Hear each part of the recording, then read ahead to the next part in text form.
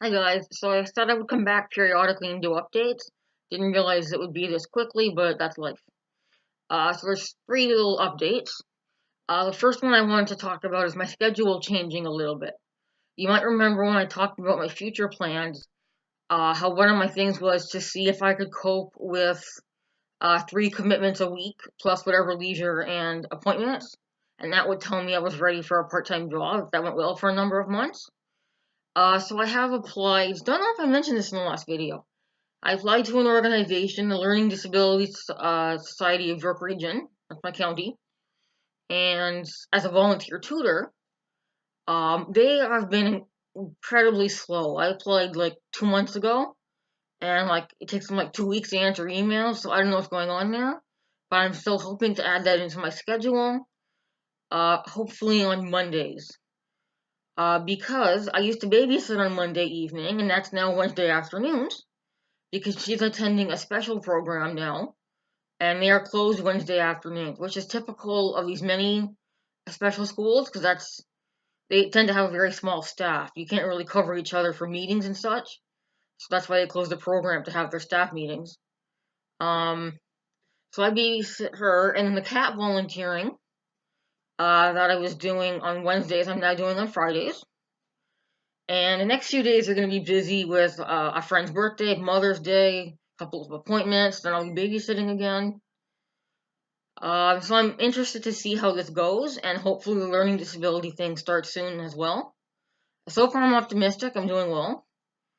The second update would be some new information that's come to light about Dr. Hans Asperger very, very recently. Some documents were discovered that showed that he was a Nazi sympathizer, and he actually sent a lot of disabled children to their death.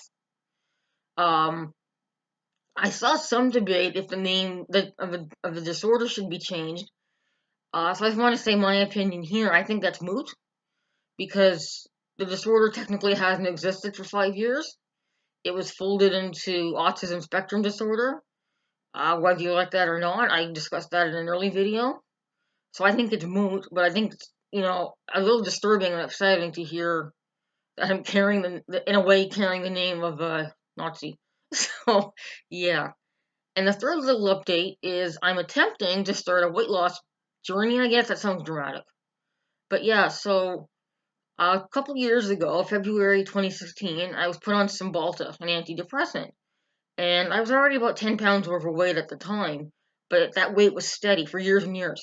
You can go through pictures and see me wearing the same pants for, every family dinner forever. Since I've been on the Cymbalta, I've gained 30 plus pounds. I've gone up like 3 pant sizes.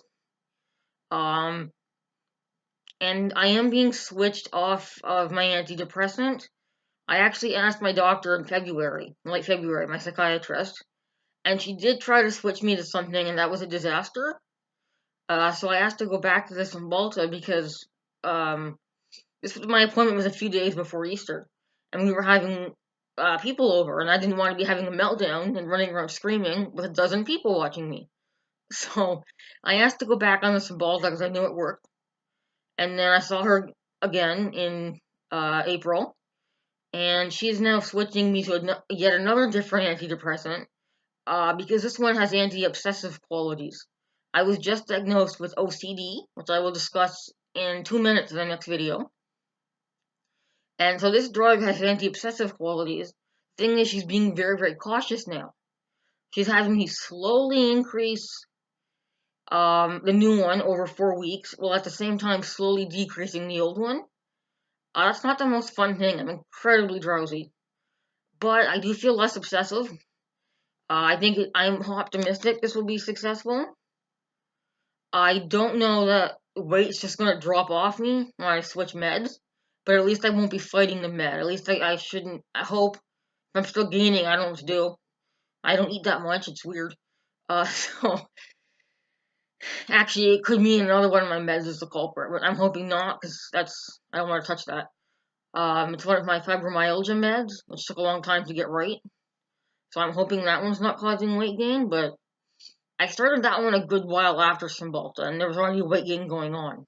So hopefully not. Hopefully this does the trick. And then in terms of exercise, I'm trying to get to opposite classes weekly. It's at an awkward time of day. The schedules are ridiculous, so I often end up missing.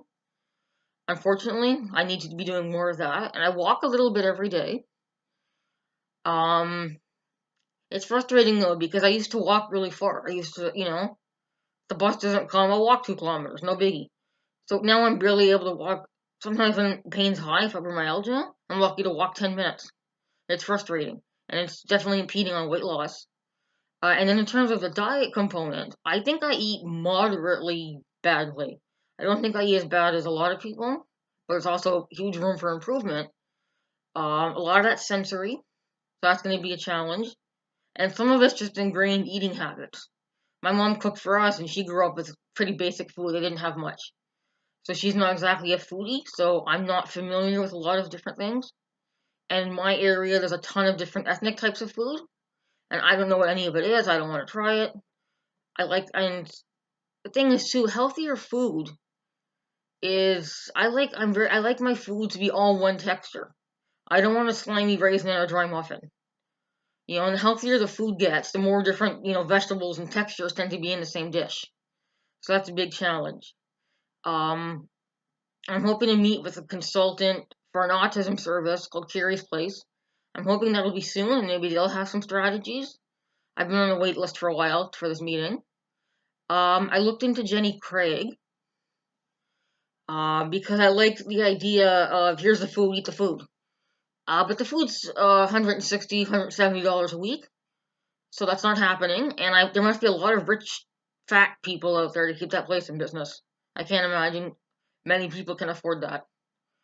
Um, I thought I found a dietitian service covered under the government healthcare here. I did not. It was for people with diabetes and that kind of need. So it looks like my last hope. My psychiatrist said something about a referral to a dietitian. And I'm gonna be honest, she has a thick Indian accent, so I don't know exactly what she said. I'll have to ask her next time. But I'm hoping that comes up with something. I have to figure something out. I'd love to hire a personal trainer to keep me motivated and to teach me. I don't have the money. I'm starting to understand now why you see so much more obesity in poorer people, because the things you need to help you change your habits are expensive. So if something actually comes of this weight loss, no, it will. I will lose the weight. I don't know how yet. When I figure it out, I will let you know. I'm gonna wrap up this video now because I wanted it to be relatively quick. Thank you.